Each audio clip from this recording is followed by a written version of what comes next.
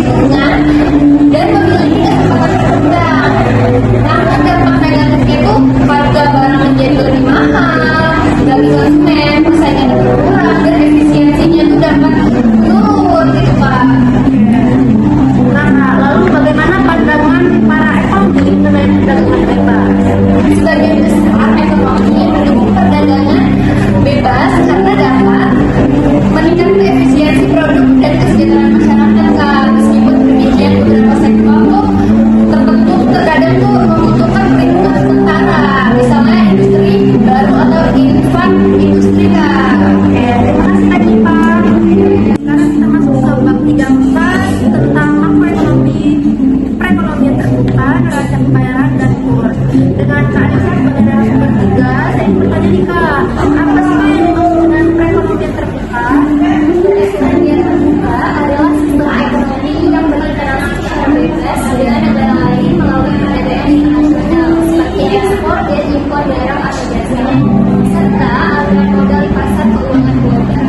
Dan dalam sistem ini, pelaku ekonomi mencakup 4 sektor, yaitu rumah tangga, perusahaan, pemerintah, dan sektor luar negeri. Oke, nah berarti Kak, apa sih Kak neraca pembayaran? Kalau neraca pembayaran itu adalah catatan seluruh transaksi ekonomi antara suatu negara dengan negara lain selama periode tertentu. Neraca pembayaran menunjukkan arus masuk dan keluar devisa. Nah, teman-teman yang menonton ini kan pasti belum tahu nih apa saja komponen utama dalam neraca pembayaran. Kira-kira seperti apa nih Kak? Nah, yang pertama adalah transaksi berjalan yang mencakup ekspor dan impor barang serta jasa. Yang kedua adalah transaksi keuangan atau finansial yang mencatat aliran investasi dan modal antar negara. Oke, lalu apa sih Kak yang dimaksud dengan defisit perdagangan? Kalau defisit perdagangan adalah kondisi di mana nilai impor suatu negara lebih besar daripada nilai ekspornya dalam periode tertentu. Nah, fenomena ini mencerminkan bahwa negara tersebut mengeluarkan lebih banyak uang untuk membeli produk asing daripada pendapatan yang diterima dari penjualan produk luar negeri. Oke, terima kasih Kak Disa. Sekarang kita beralih ke pembahasan kurs atau nilai tukar nih dengan Kak Dia sebagai narasumber 4. Apa sih Kak yang dimaksud dengan kurs itu? Kurs itu adalah harga atau nilai tukar suatu mata uang terhadap negara lain. Oke, nah Kak, lalu apa sih Kak yang menyebabkan nilai tukar itu berubah?